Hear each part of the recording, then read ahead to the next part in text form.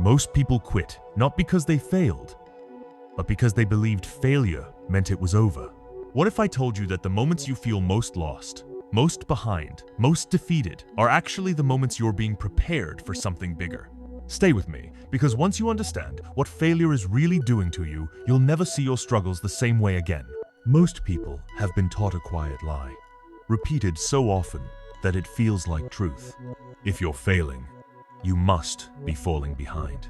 Somewhere along the way, failure got labeled as weakness, as embarrassment, as evidence that something is wrong with you.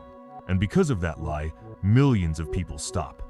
They stop trying, stop risking, stop dreaming out loud. But here's what nobody says clearly enough, and what can change the way you see your entire life. Failure is not proof that you're behind.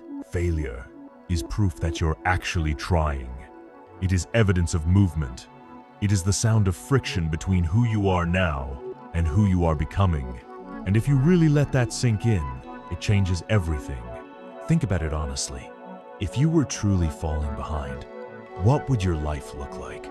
You wouldn't be failing, because you wouldn't be attempting anything that could fail. You'd be safe, comfortable, predictable.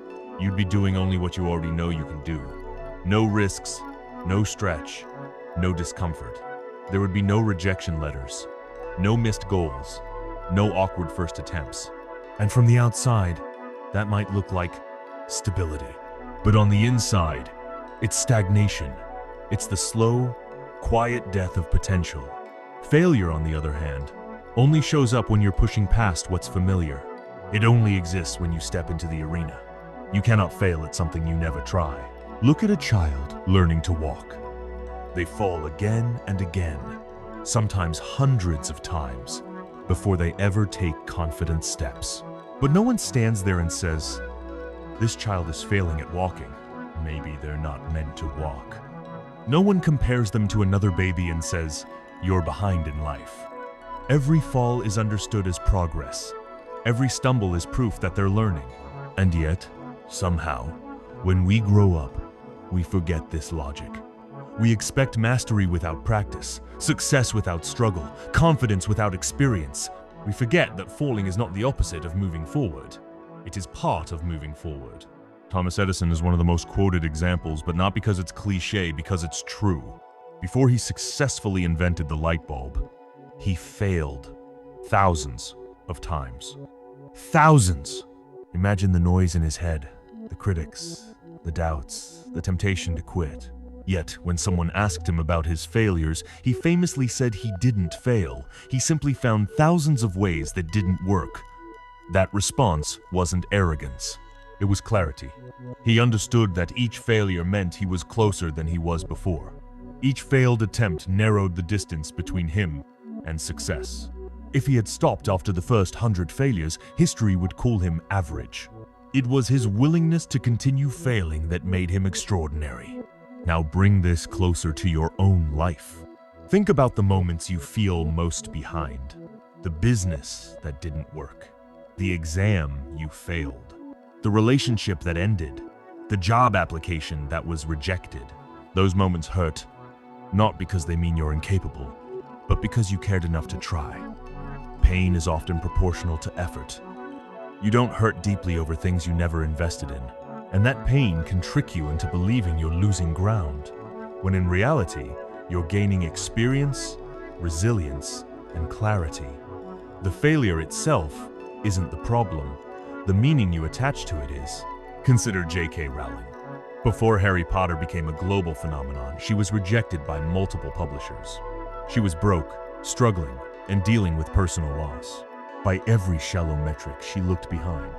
But each rejection was proof that she was sending her work out into the world instead of hiding it in a drawer. Millions of people have stories inside them. Very few are brave enough to submit them and risk being told no. Her failures weren't signs to stop. They were signs she was in the game. And because she stayed in the game, one yes changed everything. Here's the uncomfortable truth. The people you compare yourself to, the ones you think are ahead of you, have failed more times than you can see. You only see their highlight reel, not the years of missed shots, silent doubts, and private disappointments. Success edits out failure, but failure is always in the original footage. When you fail, you're not falling behind those people. You're walking the same road they walked, just at an earlier frame in the story. The only real difference between those who make it and those who don't is not talent, luck, or intelligence. It's persistence through failure. Failure also proves something even deeper, that you're choosing growth over comfort. Comfort never demands failure. Comfort keeps you in known territory, where outcomes are predictable and risks are low. Growth, on the other hand, guarantees failure at some point. You can't expand your limits without occasionally exceeding them. Every time you fail, you've found an edge. You've discovered a boundary. And boundaries are not stop signs. They're information. They tell you where to train, what to adjust, and how to get stronger. Think about athletes. No athlete becomes great by winning every game. Losses expose weaknesses. They reveal gaps in skill, strategy, or discipline. A loss forces reflection. It demands adaptation. That's why the best athletes don't fear losing, they fear not learning. Michael Jordan, widely considered one of the greatest basketball players of all time, was cut from his high school varsity team. Cut! That moment could have defined him as behind. Instead, it defined his work ethic. He failed early, publicly, and painfully. And that failure became fuel. Not because failure is magical, but because he chose to use it as evidence that he needed to push harder, not proof that he should quit. When you fail, your mind often whispers cruel interpretations. You're not good enough. Everyone else is moving ahead. You're wasting time. But those thoughts are not facts. They are fear trying to protect you from future pain. Fear would rather keep you small than see you risk again. But safety is expensive. It costs you your potential. Failure, when seen clearly, is actually a receipt. It proves you paid the price of entry. You showed up. You took a shot. You exposed yourself to the possibility of loss, which means you also opened the door to the possibility of growth. There's a quiet power in realizing that the only people who never fail are the ones who never try. The ones who never submit the application, never start the business, never speak up, never leave what's familiar. They may look stable, but they're standing still. You, on the other hand, even in your failures, are moving. Progress is not always forward in a straight line. Sometimes it's sideways. Sometimes it's backward for a moment, so you can see the path more clearly. But movement is movement, and failure is movement. Failure also sharpens self-awareness. When things go wrong, you're forced to confront reality instead of illusions. You learn what you don't know. You learn where your discipline breaks down. You learn what matters to you and what doesn't. Success can inflate ego and hide flaws. Failure strips everything down to what's real. And what's real is what you can build on. Each failure makes you more honest with yourself. And honesty is a powerful advantage. Think about how many people quit right before the breakthrough. Not because they couldn't succeed, but because they misread failure as a sign to stop. They thought pain meant danger, when it actually meant growth. They thought struggle meant incompetence, when it really meant expansion. Failure didn't defeat them. Misinterpretation did. If they had understood that failure was proof of effort, proof of courage, proof of progress, they might have stayed long enough to see the result. You are not behind because you failed. You are behind only if you stop. Failure is not a verdict, it's feedback. It's not a label, it's a lesson. Every attempt adds data. Every mistake refines direction. When you internalize this, failure loses its power to paralyze you. It still hurts, but it doesn't stop you. You stop asking, "What's wrong with me?" and start asking, "What can I learn from this?" That shift alone can change the trajectory of your life. There's also something deeply human about failure. It connects you to everyone who has ever tried to do something meaningful. You are part of a long line of people who dared to reach beyond what was guaranteed. Failure is the price of ambition. And ambition, when guided by persistence, is a powerful force. You don't need to eliminate failure from your life. You need to normalize it. Expect it. Welcome it as evidence that you're alive, engaged, and moving towards something bigger than where you are now. So if you're failing right now, pause before you judge yourself. Ask a better question. Not, why am I so far behind?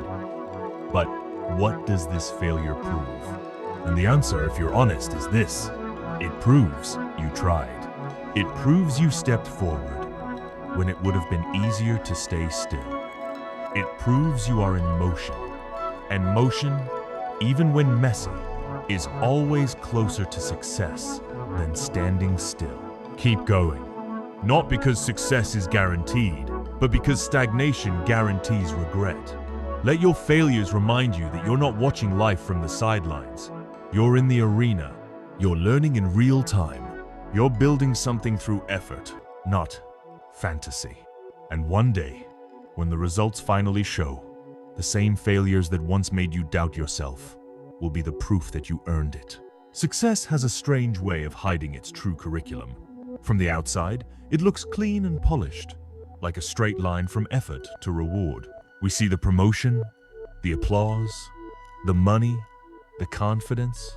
What we don't see are the invisible skills that made those outcomes possible. Skills like emotional control under pressure, resilience when motivation disappears, decision-making with incomplete information, humility after being wrong, patience when results are slow, and self-belief when there is no external validation. Here's the truth. Most people never learn until it's too late. Success does not teach these skills. Failure does. And without those skills, success cannot last.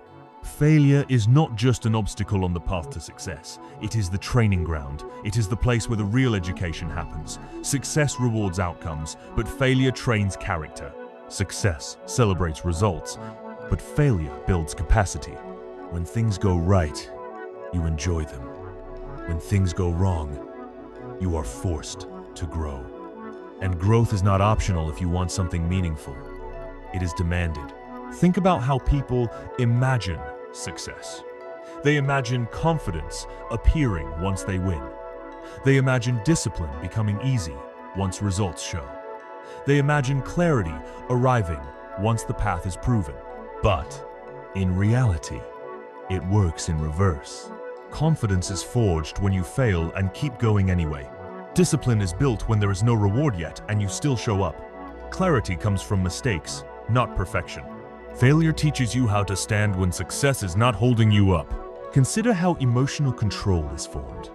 When everything is going well, controlling your emotions is easy. Anyone can feel calm when nothing is at stake. But when you fail publicly, when something you worked on collapses, when rejection hits your chest like a physical blow, that is when emotional mastery is trained. Failure forces you to sit with disappointment without letting it turn into self-destruction. It teaches you how to feel pain without letting pain define you. This is a skill no book can give you and no success can teach you, because success never puts you under that kind of pressure. Look at Serena Williams. Her victories are legendary, but her emotional strength was not born from winning alone. It was built through devastating losses, injuries, criticism, and moments when the world doubted her place. Losing taught her how to regroup, how to adapt, how to return stronger instead of bitter. The calm intensity she carried on the court wasn't a gift. It was trained in failure. Success didn't teach her that. Failure did. Failure also trains problem solving at a depth success never reaches. When something works, you rarely ask why. You move on. When something fails, you are forced to analyze. You break things down. You ask uncomfortable questions. You experiment. You adjust. This kind of thinking sharpens your mind. It turns you from someone who follows instructions into someone who understands systems. That understanding becomes power. Think about entrepreneurs who build lasting companies. The ones who survive are not the ones who had early success. They are the ones who survived early failure. Steve Jobs was fired from Apple, the company he founded. That failure stripped him of identity, security, and status. But it trained something deeper. Vision, refined by humility. During his time away, he learned about leadership, design, patience, and long-term thinking in a way early success never could. When he returned, He wasn't just successful again, he was wiser. Failure gave him skills success could not. Failure trains humility, which is one of the most underrated strengths in the world. Success can inflate ego and make you rigid. Failure breaks that rigidity. It forces you to admit you don't know everything. It makes you listen. It makes you coachable. Humility opens the door to learning, and learning is what keeps you relevant in a changing world. Many talented people fail permanently, not because they aren't good enough, but because early success made them unteachable. Failure also trains patience, a skill that modern culture actively discourages. We are taught to expect quick results, instant validation, and rapid growth. Failure disrupts that illusion. It teaches you to wait, to endure, to work without applause. It stretches your time horizon. And people with longer time horizons win. They make better decisions, they take fewer shortcuts, they build things that last. Consider an athlete training for years with no guarantee of recognition. Misqualifications, injuries, seasons that lead nowhere. Those failures train patience and long-term commitment. By the time success arrives, they can handle it because they have already learned how to wait. Someone who achieves success too quickly often doesn't know how to sustain effort once the excitement fades. Failure also trains self-trust. When you succeed easily, you may rely only on external validation. When you fail and keep going, you learn to trust your own judgment even when others doubt you. This is a powerful skill. It allows you to move forward without constant reassurance. It allows you to lead instead of follow. J.K. Rowling trusted her story through rejection after rejection. No success told her to keep going. Failure forced her to decide whether she believed in herself without approval. That decision trained self-trust. When success finally came, she didn't collapse under it because her identity was already grounded. Failure had already done the hard work. Failure trains adaptability. Life never follows a straight plan. What works today may not work tomorrow. Failure forces you to adjust, pivot, and rethink. It keeps you flexible. Rigid people break when circumstances change. Adaptable people evolve. Think about how many careers no longer exist the way they once did. People who never failed often cling to outdated skills. People who failed early learned how to learn again. Failure trained them to reinvent themselves. That ability becomes priceless in a world that never stays still. Failure also trains courage. Not the loud kind, but the quiet kind. The kind that shows up again after being embarrassed. The kind that submits work after being rejected. The kind that tries one more time even when confidence is low. This courage is not natural. It is conditioned. Every failure you survive makes the next attempt less terrifying. You become braver not because fear disappears, but because you learn you can survive it. Failure trains perspective. It teaches you what truly matters. When things fall apart, you see what remains. You see who supports you, what values hold, and which goals are worth continuing. Success can distract you with noise. Failure strips life down to essentials. It also trains responsibility. Failure removes excuses. You can't hide behind outcomes when outcomes aren't there. You are forced to ask what you can do better. That mindset is the foundation of mastery. Blame keeps you stuck. Responsibility moves you forward. Failure even trains gratitude. After losing something, you appreciate it more deeply when it returns. After struggling, you value stability differently. Gratitude grounded in struggle is stronger than gratitude born from comfort. Most importantly, failure trains resilience. Resilience is not optimism. It is not pretending everything is fine. It is the ability to take hits and continue. This is the skill that separates those who eventually succeed from those who stop. And resilience cannot be taught by success, because success never tests it. Think about how many people collapse the moment success demands consistency. They reach a goal and then lose it. Why? Because they never trained resilience. Failure would have trained them, but they avoided it. They chased comfort instead of capacity. If you are failing right now, understand what is happening beneath the surface. You are being trained. Your emotional muscles are strengthening. Your judgment is sharpening. Your patience is expanding. Your courage is increasing. You are learning lessons that will protect you when success arrives. This is not wasted time. This is preparation. The tragedy is not failure.